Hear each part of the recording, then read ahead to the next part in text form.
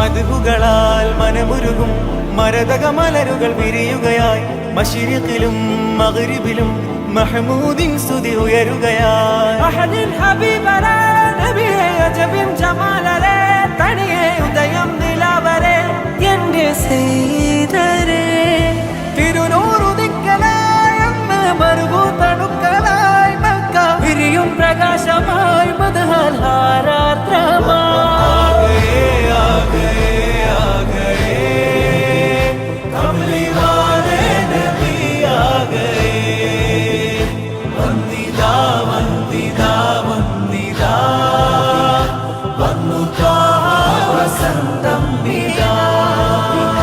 ലോകമാകെ പടക്കാൻ സബബാം നബി